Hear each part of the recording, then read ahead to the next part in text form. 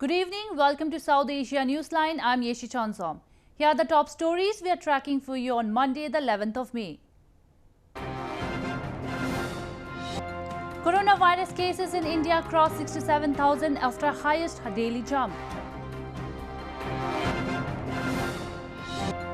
At least 4 people wounded in back-to-back explosions in Kabul.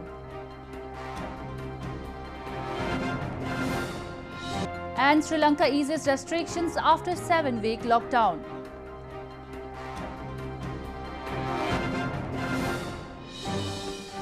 And now for all the details. Coronavirus cases in India have crossed the 67,000 mark, while death toll has crossed 2,200. With the cases rising despite the nationwide lockdown, Indian Prime Minister Narendra Modi held crucial meeting with the chief ministers on ways to strengthen the COVID-19 containment strategy and stepping up of economic activities in a collaborated manner.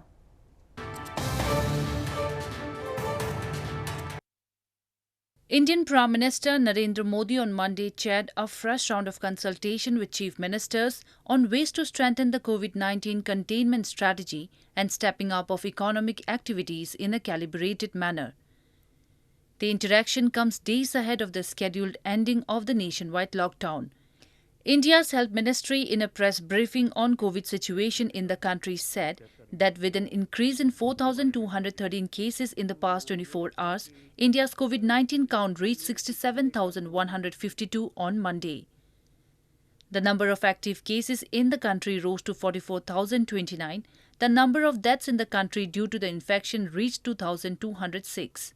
अब तक 20,917 लोग कोविड-19 से cure हो चुके हैं और 44,029 cases active medical supervision में हैं।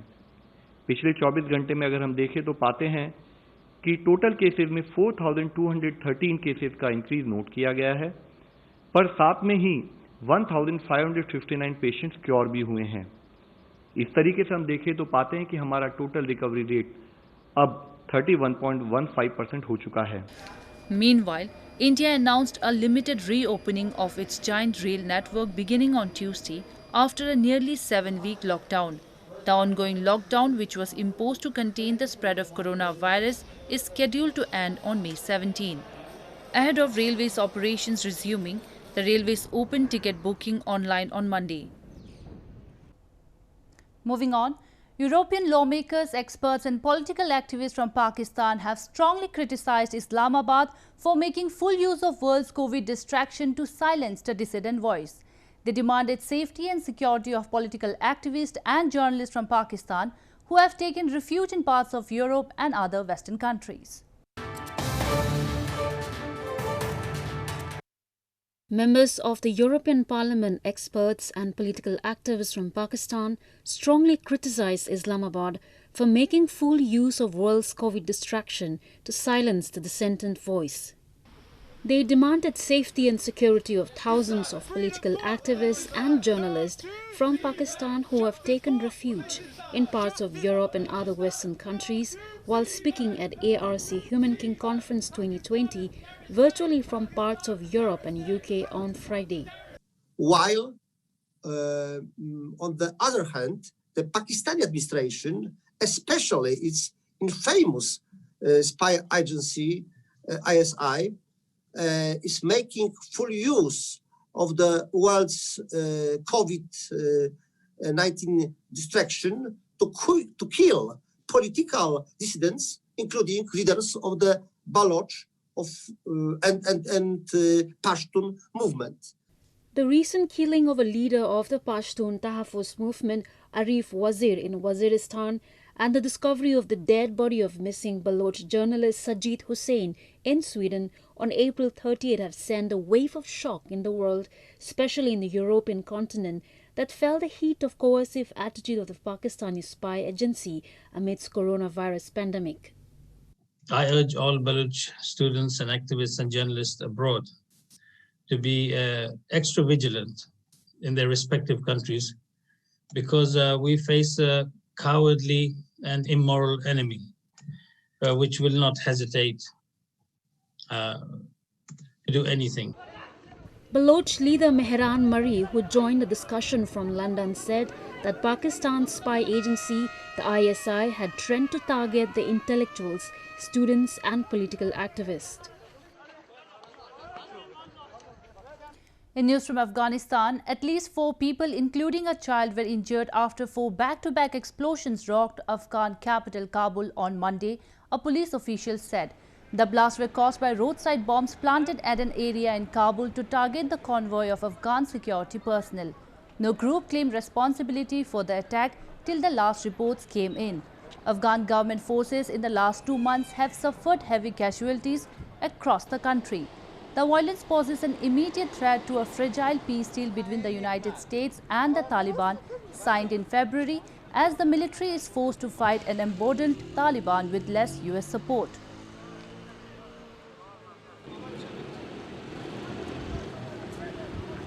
میگرم بس شد که پشتر سعی کردم دیدم که خاکا بود کلش باز شد باسکل ماسکل اونجا الا کردم خودم می طرف آمدم تا این موتر چند دانه زخمیان بوده کلشان گرفتن بردن شفاخانه.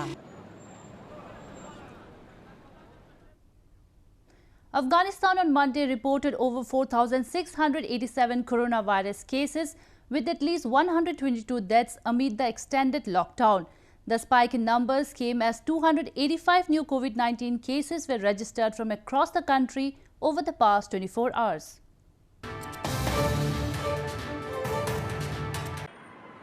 With 285 new COVID-19 cases reported in past 24 hours, total coronavirus cases in Afghanistan reached to 4,687 mark on Monday.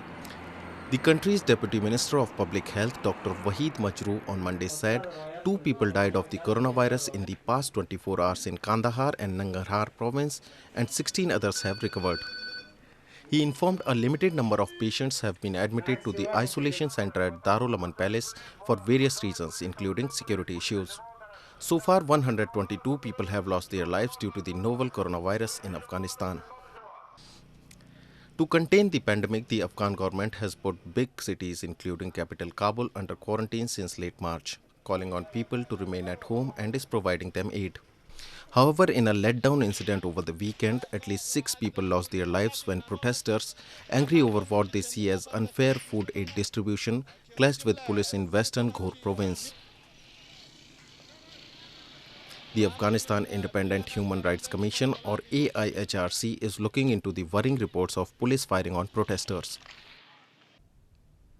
In news from Sri Lanka, businesses, public transportation and government departments gradually reopened on Monday in the Sri Lankan capital Colombo as authorities relaxed coronavirus lockdown which began in mid-March.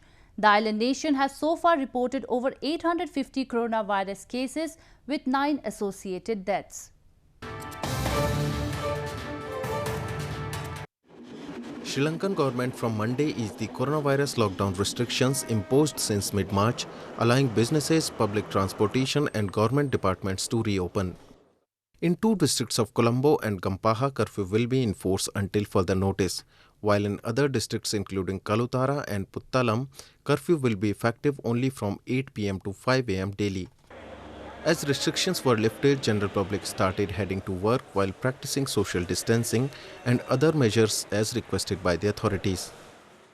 අපි මාස දෙකක් තිස්සේ මේ වැඩපොළවල් වහලා තිබ්බේ මේ corona රෝගයත් එක්ක අපිට රජයේ නිකුත් කරා මේ වැඩපොළවල් අරින්න කියලා. ඉතින් රජයේ කියපු ආකාරයට මේ නීති අනුව අපි වැඩපොළ කරගෙන යනවා. පෞගිය කාලේ අපිට ආර්ථික ප්‍රශ්න සෑහෙන්න තිබ්බා. ආර්ථිකය වැටිලා බිස්නස් වැල්ලා. ඉතින් අපිට ගොඩක් සතුටුයි මාස දෙකකට පසුව හරි අපිට මේ ආයතනය කරගෙන වැඩ කරන්න මාර්ගය සලසා දීම ගැන අපිට ගොඩක් සතුටුයි. Under the new guidelines, government offices and private businesses are permitted to resume operations. However, employers are responsible for judging how many employees may return to the work. The public have been asked to continue to avoid unnecessary travel and gatherings. Those at home are required to remain indoors and only leave for the purchase of essential items such as food and medicine. As of Monday, there have been 856 confirmed COVID-19 cases in Sri Lanka with 9 associated deaths. The confirmed cases from COVID-19 surpassed the 15,000 mark in Bangladesh on Monday as the country recorded the highest single-day cases with 1,034 more people testing positive. This takes the number of total confirmed cases to 15,691. The number of new COVID-19 infections in Bangladesh rose by 1,034 in the last 24 hours, the Health Ministry said on Monday. This is the highest daily increase in the country so far, taking the total number of infected cases to 15,691. Senior Health Ministry official Nasima Sultana in a press briefing on Monday said 11 people died with coronavirus infections in the last 24 hours, taking the total fatalities in the country to 239. The total recovery number stands at 2,902 now, and a total of 183 people were put under isolation in the last 24 hours. Meanwhile, amid the nationwide shutdown to contain the spread of COVID-19, Bangladesh's Prime Minister Sheikh Hasina earlier said the government was trying to reopen some sectors gradually so that the poor could earn their livelihoods. Hasina's government had extended the country's coronavirus lockdown for the fourth time to May 16. Moving on, Nepal on Monday recorded 10 new cases of COVID-19, taking the toll in the country to 120. All the new cases are reported in Nepal's Kapilavastu district.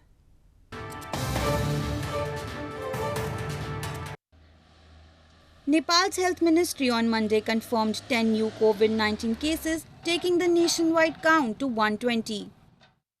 All of the newly detected cases of the infection have been identified in Kapilavastu district of Nepal's Province 5, the Health Ministry said in a statement.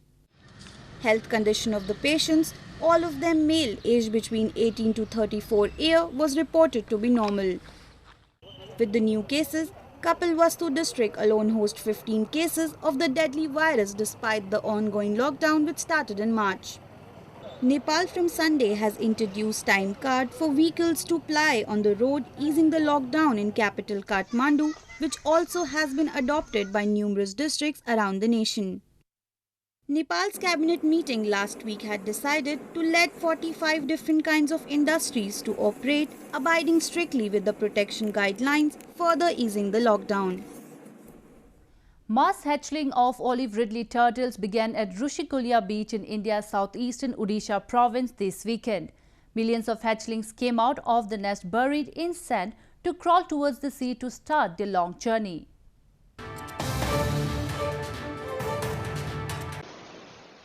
Millions of baby olive ridley turtles made their way out from beaches and into the sea. The numbers are far larger than in previous years, as the coronavirus pandemic has forced many in India to stay home and beaches have been deserted. Rushikulia beach in India's southeastern Odisha province is known to be one of the few rookeries in the world where the olive ridley turtles come to lay eggs during late winters and beginning of spring every year. The turtles usually come during the night and lay eggs in the sand, but this year there were reports of thousands of turtles coming up onto the beaches during the day. After a period of about 45 days, the hatchlings come out and return to the seas. हजारों के लाखों पे ऊपर ही आते हैं ना, तो इनका जो बच्चा निकलता है अंडे में से वो किस टाइम को निकलते हैं? गर्मी के टाइम में निकलते हैं। गर्मियों के टाइम पे निकलते, कितने अंडे निकलते होंगे यहाँ बच्चे यहाँ पर निकलते होंगे शायद तकरीबन? एक बड़ा कांचा अंडा देता है 30 के 40 के ज़्यादा देता है. Experts and authorities estimate that the turtles laid around 60 million eggs in Indian beaches this year. Well, that's all we have for you from South Asia this evening. Now our viewers can watch the show on SouthAsiaNewsline.com. You can also visit us on Facebook.com/AsAsiaNewsline and follow us on Twitter @AsAsiaNewsline. That's all in tonight's edition. We'll see you same time tomorrow. Good night.